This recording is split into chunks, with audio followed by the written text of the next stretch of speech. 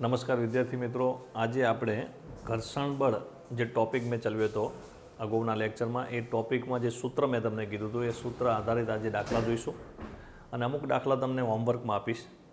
તો શરૂઆત કરીએ આપણે સ્વાધ્યાયનો 7.31મો દાખલો. આ દાખલામાંથી પણ તૂટક દાખલા તમને પૂછાઈ શકે, એટલે એવું જરૂર નથી કે આખો દાખલો તમને 4 માર્ક્સમાં પૂછાય નીટજીમાં. ના, એમાંથી નાના ભાગ તમને નીટજીમાં પૂછાય દોસ્તો. તો 7.31 સ્વાધ્યાયમાં દાખલો, પેજ નંબર છે 181. તો મારી સાથે રકમ જોઈશું આપણે. સ્વાધ્યાયનો 7.31. તો રકમ જો, રકમ વાંચતા તમારે ધ્યાન રાખવાનું કે કયો પદાર્થ છે એ ખાસ જોવાનું તમારે. અને મેઇન ટોપિક આપણો છે ગબડતી ગતિ, સરક્યા સિવાય ગબડતા પદાર્થની ગતિ, એ આપણો મેઇન ટોપિક છે. હવે વાંચું છું રકમ. 10 kg દળ, એટલે અહીંયા 10 kg દળ જે છે એ દળ હું અહીં લખું છું, એને સ્મોલ એમ આપું છું, યાદ રાખજો, સ્મોલ એમ આપું છું. અને 10 kg અને 15 સેન્ટીમીટર ત્રિજ્યા, અને એ 15 ત્રિજ્યાનું સંજ્ઞા આપું છું કેપિટલ આર. તમે આ દળની સંજ્ઞા કેપિટલ એમ પણ આપી શકો અને સ્મોલ એમ પણ આપી શકો, એ મેં તમને શરૂઆતમાં સ્પષ્ટતા કરેલી છે. ચલો, અને ત્રિજ્યા 15 સેન્ટીમીટર છે, તો અહીંયા 15 સેન્ટીમીટર ત્રિજ્યા. હવે અહીંયા કીજી છે અને અહીંયા સેન્ટીમીટર છે, એટલે તમારે સેન્ટીમીટરને મીટરમાં કન્વર્ટ કરવા પડે. તો 15, તો આ રાઉન્ડ કરવું એ કેટલા સેન્ટીમીટર? રાઉન્ડ કરવું 1 સેન્ટીમીટર. 1 સેન્ટીમીટર બરાબર કેટલા મીટર? તો 10⁻² મીટર. ચલો, અને એક નળાકાર. હવે એક નળાકાર, હવે કયો નળાકાર એ સ્પષ્ટતા નથી કરી, પોલો નળાકાર કે નક્કર નળાકાર. તો આવી જ્યારે સ્પષ્ટતા ન કરી હોય ત્યારે નક્કર નળાકાર લઈ લેવો, નહીંતર એમને સ્પષ્ટતા કરવી પડે અથવા રહી ગયું છે.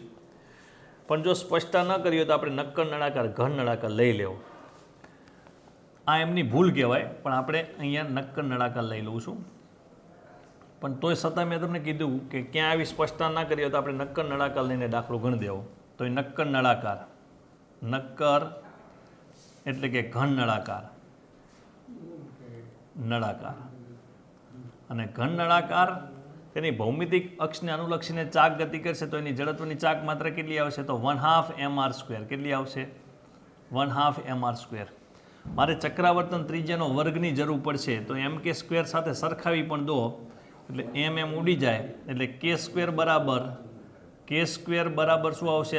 r²/2 આવશે. ચલો, આની પણ જરૂર પડશે. અને 30 ડિગ્રીથી ઢળતા પાટિયા ઉપર સંપૂર્ણપણે ગબડે છે. 30 ડિગ્રીથી ઢળતા પાટિયા પર સંપૂર્ણપણે ગબડે છે, અને સ્થિત ઘર્ષણાંકનું મૂલ્ય આપ્યું છે. સ્થિત ઘર્ષણાંક, એનું બીજું નામ છે સ્થિર ઘર્ષણાંક, અને એનું મૂલ્ય આપ્યું છે 0.25, અને એકમ રહિત છે. અને અહીંયા ઢાળ કેટલો ખૂણો બનાવે છે? તો 30 ડિગ્રીનો ખૂણો બનાવે છે. તો એકવાર હું અહીંયા આકૃતિ નાની દોડ દઉં, કામ લાગે આપણને સમજવા માટે. તો દોસ્તો, આ જે ઢળતું સમતલ પાટિયું છે, એટલે કે ઢળતું સમતલ છે, એ સમક્ષિતિજ સાથે કેટલો ખૂણો બનાવે છે? તો સમક્ષિતિજ સાથે 30 ડિગ્રીનો ખૂણો બનાવે છે. અને એ આ નક્કર નળાકાર જે ગબડતો અહીંયા પહોંચે છે. હવે આપણને ખબર છે કે આ કણ આ કિનારી ઉપર જે કણ છે ગતિ કરતો અહીંયા પહોંચે ત્યારે આ બિંદુએ વેગ કઈ દિશામાં? તે બિંદુ દોરેલા સ્પર્શકની દિશામાં. તો ઘર્ષણ બળ કઈ દિશામાં હોય? તો વેગની વિરુદ્ધ દિશામાં. આ રીતે ઘર્ષણ બળ. ઓકે, હવે તમને શોધવાનું શું કીધું છે એ જોઈએ. અહીંયા સંપૂર્ણપણે ગબડે છે, તો અહીંયા લખ્યું છે, અહીંથી આ રીતે સંપૂર્ણપણે ગબડે છે. તો દાખલા નંબર એ, પહેલો દાખલો અહીં લખું છું, દાખલા નંબર એ. તો નળાકાર પર લાગતું ઘર્ષણ બળ કેટલું? તો નક્કર નળાકાર પર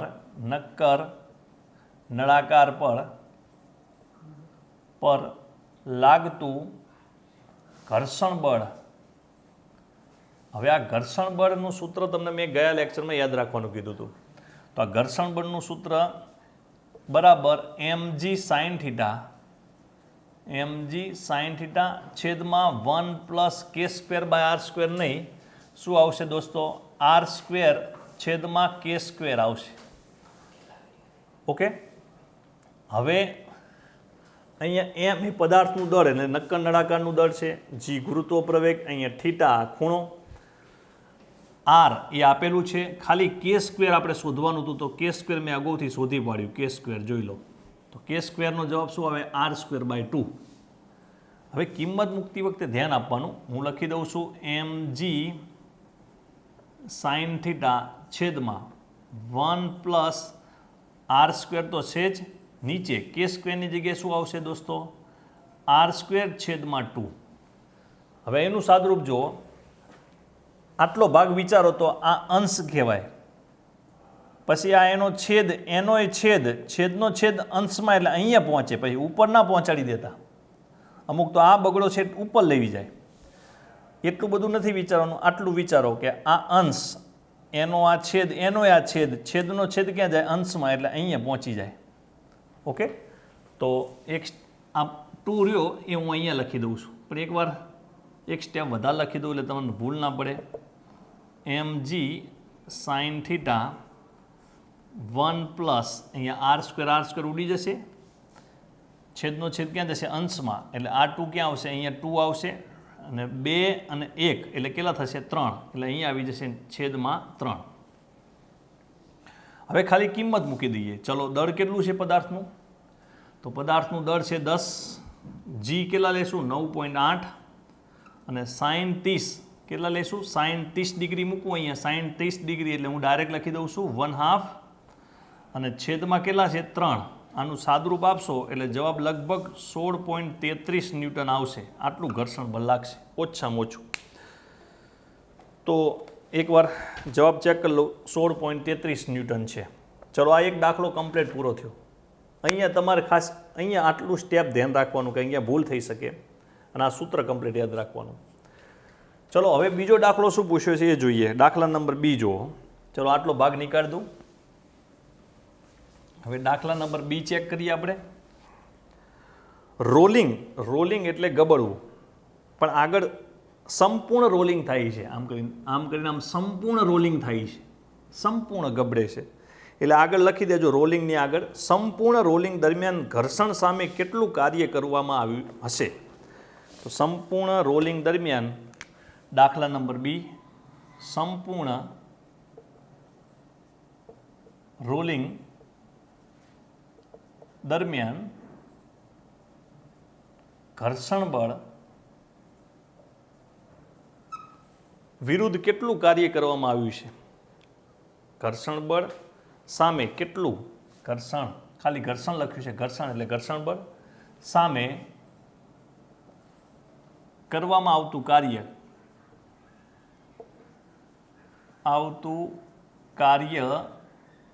બરાબર ખાલી જગ્યા. આટલો પ્રશ્ન પૂછે. તો સંપૂર્ણ રોલિંગ દરમિયાન કરવામાં આવતું કાર્ય ઘર્ષણ વિરુદ્ધ તો શૂન્ય થઈ જાય છે. કેટલું થાય છે? શૂન્ય દોસ્તો. તો એક વાત કહું પહેલાં, એકવાર અહીંયા પદાર્થ આપણે મૂક્યો, પછી એ પદાર્થનું સંપૂર્ણ રોલિંગ થવા માટે શરૂઆતમાં ઘર્ષણ બળની જરૂર પડે. શરૂઆતમાં આમ કરીને આમ લગાવીએ, અહીં મૂક્યા પછી એ સરક્યા સિવાય ગબડવાની શરૂઆત કરે, એ શરૂઆત કરવા માટે ઘર્ષણ બળની જરૂરિયાત ઊભી થશે. અને એકવાર આમ સંપૂર્ણ રોલિંગ થઈ જાય પછી લાગતું ઘર્ષણ બળ કેવું થઈ જાય? શૂન્ય. પછી ઘર્ષણ બળની જરૂર પડતી નથી. પછી તો પદાર્થ સરક્યા સિવાય બિંદાસ ગબડે છે. તો શરૂઆતમાં ઘર્ષણ બળની જરૂરિયાત શા માટે ઊભી થાય છે? તો સરક્યા સિવાય ગબડે તે માટે ઘર્ષણ બળની જરૂરિયાત ઊભી થાય છે. અને એકવાર સંપૂર્ણ સરક્યા સિવાય ગબડવાનું ચાલુ થાય પછી તમારે કોઈ કાર્ય કરવું પડતું નથી. તો કાર્ય કેટલું થઈ જાય? શૂન્ય થઈ જાય. એ સીધો નીચે પહોંચી જાય. તો હવે કાર્ય મારે શૂન્ય સાબિત કરવું પડે કે નહીં?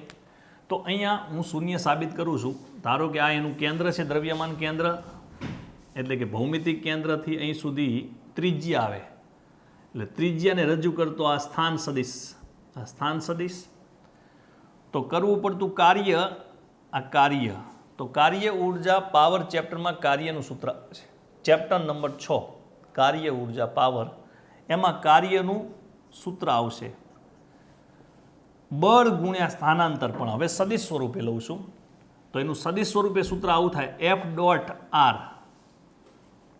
બે સદિશોનો ડોટ ગુણાકાર, બે સદિશોનો ડોટ ગુણાકાર એટલે કે અદિશ ગુણાકારનું પરિણામ કેવું આવે? અદિશ આવે. માટે કાર્ય અદિશ રાશિ છે અને ગુણાકાર કોનો છે? બે સદિશોનો ડોટ ગુણાકાર છે. તો આ સદિશ સ્વરૂપે આ સૂત્ર લખ્યું મેં અને આ સૂત્ર આવશે તમારે કાર્ય ઉર્જા પાવરમાં. આ ડોટ ગુણાકાર છે. હવે ડોટ ગુણાકારમાં ડોટ દૂર કરવું હોય તો ખબર છે એ ડોટ બી એટલે એ બી કોસ થીટા. તો અહીંયા શું આવશે? F R cos theta. તો અહીંયા બળ કયું છે? તો સંપૂર્ણ રોલિંગ કરવા માટે શરૂઆતમાં કયા બળની જરૂર પડે છે? તો ઘર્ષણ બળની જરૂર પડે છે. તો અહીંયા ઘર્ષણ બળ માટે સ્મોલ એફ લઈશું એનું મૂલ્ય. બીજું આ થીટા શું? તો આ બંને વચ્ચેનો ખૂણો. તો આ બંને વચ્ચે ખૂણો કેટલાનો થાય? ચેક કરો. આ બંને વચ્ચે ખૂણો કેટલાનો થાય? 90 ડિગ્રી. તો કોસ 90 ડિગ્રી તો એફ આર કોસ 90 ડિગ્રી અને કોસ 90 ડિગ્રી એટલે શું થાય? શૂન્ય. એટલે એફ આર અહીંયા શૂન્ય, શૂન્ય ગુણ્યા બધું એટલે શૂન્ય. એટલે સંપૂર્ણ રોલિંગ દરમિયાન કંઈ કાર્ય કરવાની જરૂર પડતી નથી. તો પ્રશ્ન આવો પૂછાય કે સંપૂર્ણ રોલિંગ દરમિયાન ઘર્ષણ સામે કરવામાં આવતું કાર્ય ખાલી જગ્યા તો શૂન્ય. ઓકે, તો આ પ્રશ્ન પણ આપણે સોલ્વ કરી દીધો. હવે સી પ્રશ્ન જુઓ, ત્રીજા નંબરનો પ્રશ્ન. ચલો, એ ત્રીજા નંબરનો પ્રશ્ન હું એકવાર અહીંયા લખી દઉં છું કારણ કે એની જરૂર પડશે મારે. જો પાટિયાનો ઢોળાવ થીટા વધારવામાં આવે, એ લખું છું સી નામનો દાખલો. જો આ પાટિયાનો ઢોળાવ, આ નો ઢોળાવ એટલે કે થીટા, ઢોળાવ એટલે થીટા વધારવામાં આવે તો થીટાના કયા મૂલ્ય માટે, યાદ રાખજો, થીટાના કયા મૂલ્ય માટે નળાકાર સંપૂર્ણતઃ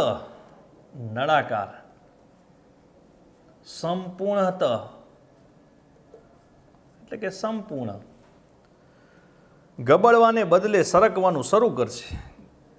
ગબડવાને બદલે સરકવાનું શરૂ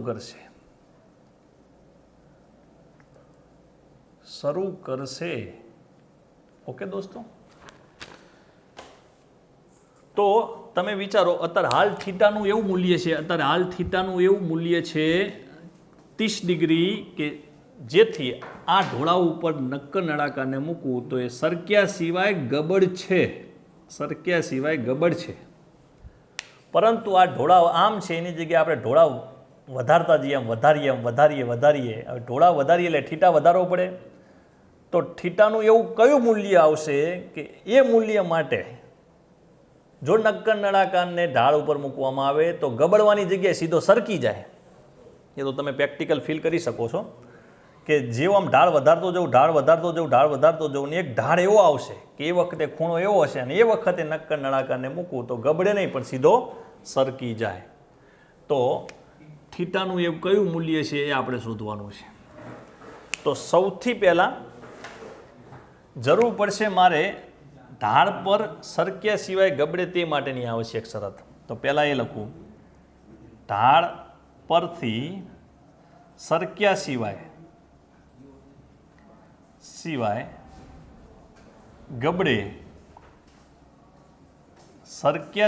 ગબડે તે માટેની આવશ્યક શરત પહેલાં લઉં. શરત ખાલી આ સમજાવવા માટે લઉં છું પહેલાં. અને આવશ્યક શરત શું છે?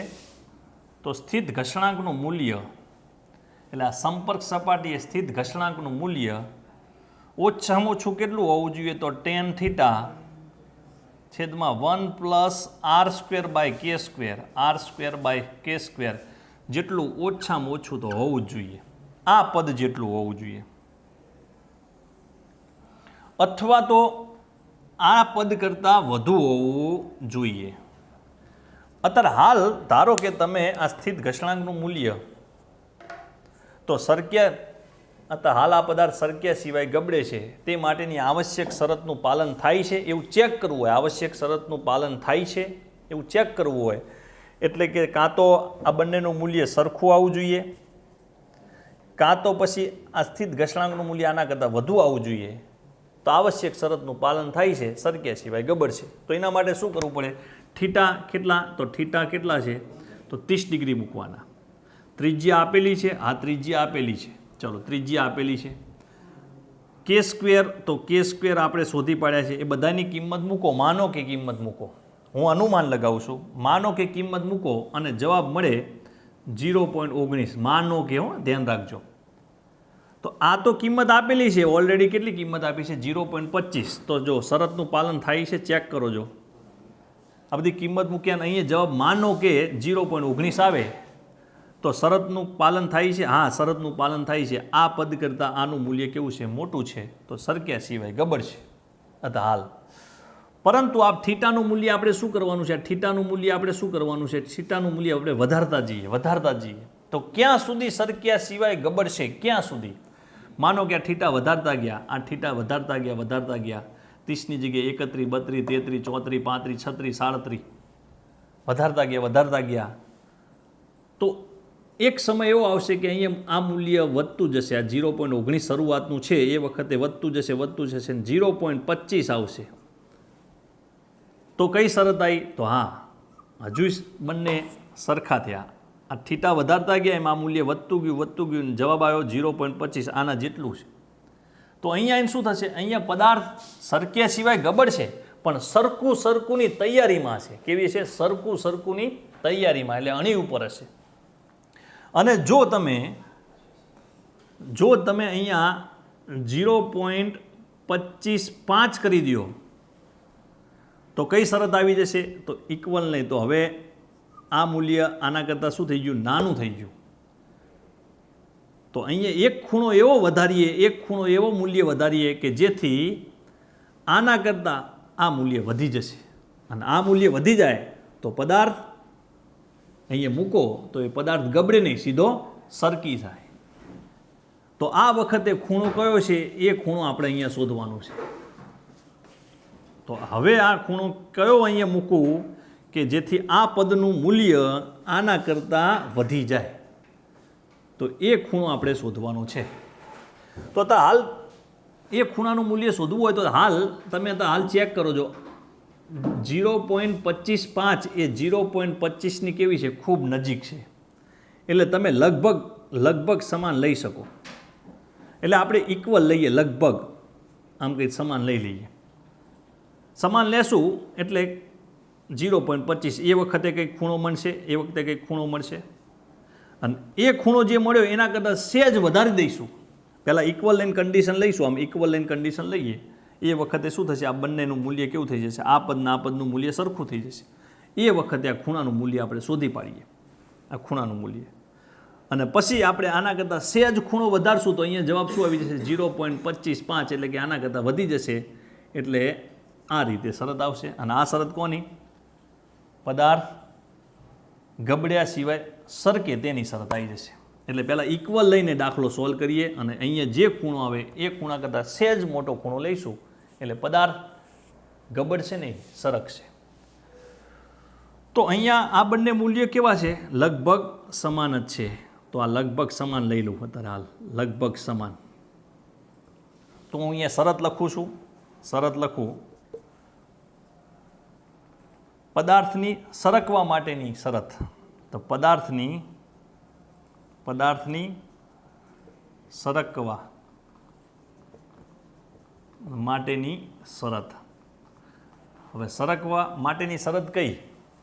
તો મ્યુએસનું મૂલ્ય કેવું હોવું જોઈએ? આ પદ કરતાં ઓછું થઈ જાય. tan θ 1 + r²/k². પણ માનો કે આ પદનું મૂલ્ય, આ તો ખબર છે 0.25 છે, આ મૂલ્ય 0.255 આવે તો લગભગ કેવું થઈ ગયું? લગભગ સમાન કહી શકાય. આના કરતાં 100% મોટું જ છે એટલે પદાર્થ સરકશે, ગબડશે નહીં. પણ આના કરતાં સહેજ મોટું છે એટલે હું શું લઈ લઉં? ઇક્વલની નિશાની લઈ લઉં. એટલે ઇક્વલની નિશાની લઈશ એ વખતે અહીં ખૂણો કંઈક મળશે, અને ખૂણો મળે એ ખૂણા કરતાં સહેજ વધારી દઈશું એટલે આ મૂલ્ય વધી જશે તો પદાર્થ ગબડશે નહીં, સરકશે. તો સરકવા માટેની શરત આ લેવાની જગ્યાએ હું ઇક્વલની શરત લઈ લઉં છું, એટલે દાખલો ગણવાની મને સરળતા રહે. ઇક્વલની શરત લઈ લઉં છું. ઓકે દોસ્તો, આ ઇક્વલનો મતલબ લગભગ ઇક્વલ એમ. આના કરતાં સહેજ મોટું હોવાથી મેં અહીંયા ઇક્વલની નિશાની લઈ લીધી છે. તો પદાર્થની સરકવા માટેની આવશ્યક શરત આ લઈ લીધી, લગભગ સમાન. પણ યાદ રાખજો, આના કરતાં આ પદ કેવું છે? સહેજ મોટું હોવાથી સમાન લઈ લીધું છે. હવે સાદરૂપ આપીએ તો માટે મ્યુએસ અને હું લગભગ ઇક્વલને હું ઇક્વલ લઈ લઉં. ટેન થીટા પણ થીટા કેટલા છે? 30 ડિગ્રી. 1 પ્લસ r² એમને એમ, અને k² બરાબર શું આવશે? r²/2. તો અહીંયા મૂકી દઈએ r²/2. હવે આ પદને ભૂલી જઈએ. આ અંશ, આ છેદ, એનો છેદનો છેદ ક્યાં જશે? અંશમાં, એટલે અહીંયા આવશે, આટલે મૂકવાનું થશે, એટલે આ ઉડી જાય. 2 ક્યાં આવશે? અહીંયા 2 અને 1 3, એટલે 1/3 આવશે. તો મ્યુએસ બરાબર 1/3 અને tan 30 ડિગ્રી એટલે 1/√3 આવશે, અને tan 60 ડિગ્રી એટલે √3 આવશે. અને આ મ્યુએસની કિંમત આપણે આ ખૂણો તો શોધવાનો છે ને. કયો ખૂણો? 30 ડિગ્રી નથી લેવાનો, ખૂણો આપણે શોધવાનો છે. એવો કયો ખૂણો? અહીંયા કયો ખૂણો લઈએ કે જેથી આ લગભગ સમાન થઈ જાય? અને લગભગ સમાન થઈ જાય તો પદાર્થ સરકે નહીં, ગબડે નહીં, સરકે. એટલા માટે આ ખૂણો તો આપણે શોધવાનો છે. તો હવે અહીંયા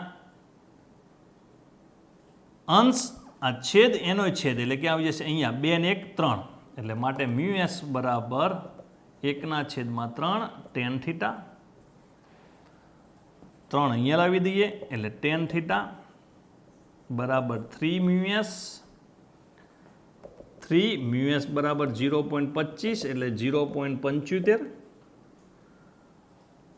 tan પેલી બાદ લઈ જઈએ એટલે શું આવશે? tan inverse 0.75. અને તમને tan ઇન્વર્સ મેં શીખવ્યું છે, આનો જવાબ તમે જોશો તો આનો જવાબ મળશે તમને 36 ડિગ્રી અને 52 મિનિટ મળશે.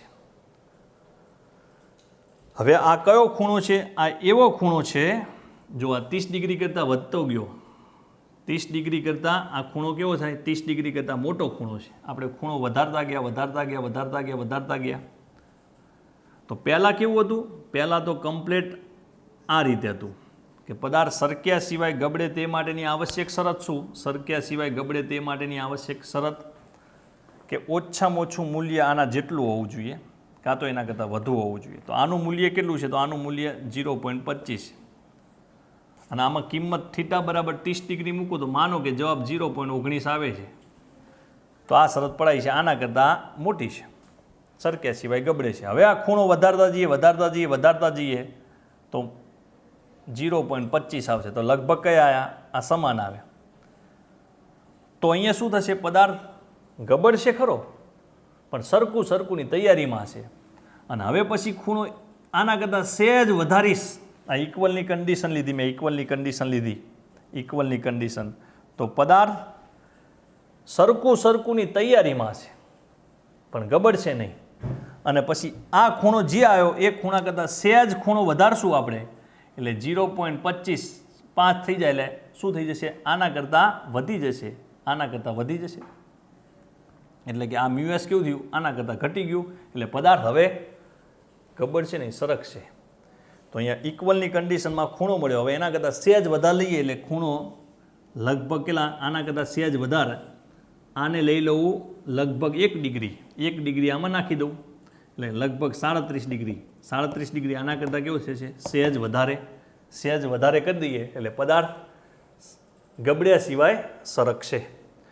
માટે એ પદાર્થની સરકવા માટેની શરત મેં ઇક્વલ લીધી છે, કારણ કે સહેજ જ ખૂણો વધારવાનો છે. એમ સહેજ જ ખૂણો વધારીએ તો આનું મૂલ્ય મળે 0.25, આનું મૂલ્ય 0.25. લગભગ કેવા થયા? સરખા થયા.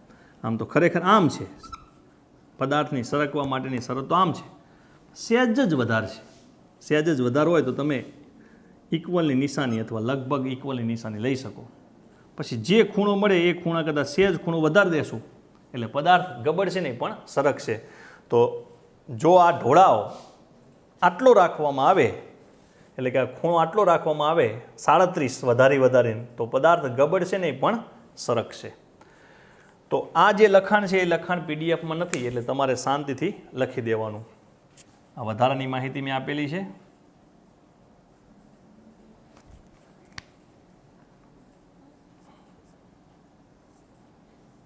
અહીંયા પદાર્થની સરકવા માટેની શરત ખરેખર વાસ્તવમાં આ રીતે આવે, પણ સહેજ જ આ ખૂણો વધારવાનો છે એટલે આ મૂલ્ય સહેજ જ વધારે આવશે આના કરતાં. એટલે આપણે લગભગ સમાનની નિશાની મેં લઈ લીધી છે અને પછી ખૂણો શોધ્યો અને એ ખૂણા કરતાં સહેજ ખૂણો વધારે લઈ લીધો અને આ ખૂણો લેવામાં આવે તો પદાર્થ સરકશે. આટલું લખાણ તમારે લખવાનું છે વધારાનું. હવે 3 દાખલા તમને હોમવર્કમાં આપું છું. આ હોમવર્કમાં રહેલા દાખલા ફરજિયાત ગણવા જરૂર નથી, પણ જેને અંદરથી ઈચ્છા છે કે ના હું આ દાખલા જાતે સોલ્વ કરી શકીશ તો સોલ્વ કરવા માટે તમારે અગાઉના લેક્ચરમાં મેં જે થિયરી ચલાવી ઘર્ષણ બળ, એમાં જે આકૃતિઓ 3 દોરી એ આકૃતિઓ, સૂત્રો એનો ઉપયોગ કરવાનો, તેમજ તમારી પાસે જે રેફરન્સ બુક હોય દર્પણ, યોગી પ્રકાશન, મોડર્ન, બ્રાઇટોન જે હોય બુક એ બુકનો ઉપયોગ કરી શકો. અથવા તો બુકની પાછળ દાખલાના જવાબ આપેલા છે, હિન્ટ આપેલી છે, એનો પણ ઉપયોગ કરવાનો અને એ હિન્ટનો ઉપયોગ કરીને તમારે આ દાખલા તમારી જાતે કોઈ પણ સંજોગોમાં સોલ્વ કરીને સમજવાના છે. તમને હોમવર્કમાં આપું છું અને હોમવર્કમાં દાખલા નંબરનો ક્રમ આપું છું. HW હોમવર્ક પહેલો દાખલો એક છે 7.28. બીજો હોમવર્કનો દાખલો છે બસ થિયરી આધારિત છે દોસ્તો 7.29 અને ત્રીજો દાખલો છે 7.32. આ તમારે કોઈ પણ સંજોગોમાં જાતે સમજીને સોલ્વ કરવાના છે. તમે કોઈ પણ રેફરન્સ બુકનો ઉપયોગ કરી શકો, બુકની પાછળના જવાબનો ઉપયોગ કરી શકો, મારા વિડીયોનો ઉપયોગ કરી શકો, પણ જાતે સોલ્વ કરવાના છે. ફરજિયાત નથી, પણ જેને આગળ વધવું છે, જાતે સમજવું છે, પોતાનો આત્મવિશ્વાસ વધારવો છે કે હું સોલ્વ કરી શકું છું, એના માટે છે આ. ઓકે, હવે રહી વાત કે આપણું આ ચેપ્ટર અહીંયા કમ્પ્લીટ હું પૂરું કરું છું. મેં તમને જેટલા ઉદાહરણના દાખલા ચલાવ્યા, જેટલા સ્વાધ્યાયના દાખલા ચલાવ્યા, એના સિવાય વધારાનું કોઈ ઉદાહરણનો દાખલો કે સ્વાધ્યાયનો દાખલો તમારે સોલ્વ કરવાની જરૂર નથી. પરંતુ તમારે જો સોલ્વ કરવા હોય તો પ્રીવિયસ એક્ઝામમાં પૂછાયેલા નીટ જીના દાખલા તમે સોલ્વ કરી શકો. બાકી ચોપડીમાં હવે વધારાના ઉદાહરણના દાખલા કે સ્વાધ્યાયના દાખલા સોલ્વ કરવાની જરૂર નથી. આટલું જ કમ્પ્લીટ કરવાનું. બીજું આ ચેપ્ટરનું નામ છે કણોના તંત્રો અને ચાકગતિ. આ ચેપ્ટરનું નામ શું છે? કણોના તંત્રો અને ચાકગતિ. આ ચેપ્ટરનું નામ આ છે. એમાં મેં આ ભાગ ચલાવ્યો છે. આ કણોના તંત્રમાં કયો ટોપિક આવે છે? તો દ્રવ્યમાન કેન્દ્ર, દ્રવ્યમાન કેન્દ્રનો વેગ અને દ્રવ્યમાન કેન્દ્રનો પ્રવેગ આવશે. પરંતુ આ ટોપિક આધારિત દાખલા નીટ જીમાં પૂછાવાની શક્યતા 1% કે 2% કાં તો 0% છે. માટે હાલ મેં આ ટોપિક તમને લીધો નથી, પણ જ્યારે ટાઈમ મળશે ત્યારે હું તમને એ ટોપિક લઈશ. નહીંતર જ્યારે આપણે રૂબરૂ મળશું સ્કૂલમાં, જ્યારે સ્કૂલ ચાલુ થશે ત્યારે રૂબરૂ ચલાવી દઈશ. અથવા હાલ ઇમ્પોર્ટન્ટ ટોપિક જ લીધા છે જે નીટ જી માટે ખૂબ મહત્ત્વના છે. હવે પછી આપણે નવું ચેપ્ટર ચાલુ કરશું ગુરુત્વાકર્ષણ, જે નીટ જી માટે ખૂબ જ ઇમ્પોર્ટન્ટ છે દોસ્તો. તો નવો ટોપિક ગુરુત્વાકર્ષણ બળ એ આપણે નેક્સ્ટ લેક્ચરમાં સ્ટાર્ટ કરશું દોસ્તો. અને એ ગુરુત્વાકર્ષણ ચેપ્ટર જે છે એ ચેપ્ટર જો તમને કમ્પ્લીટ ફાવી જાય તો 12 સાયન્સમાં પણ આવું ચેપ્ટર આવે છે પરમાણુ. એટલે ગુરુત્વાકર્ષણ બળ જો કમ્પ્લીટ હું તમને શીખવાડું, એની શોર્ટકટો શીખવાડું, એની થિયરી શીખવાડું, તો એ થિયરી અને શોર્ટકટનો ઉપયોગ 12 સાયન્સમાં પરમાણુ ચેપ્ટરમાં કરો તો પરમાણુ ચેપ્ટરમાં પણ તમને MCQ સોલ્વ કરવાની મજા આવી જાય દોસ્તો. અસ્તુ.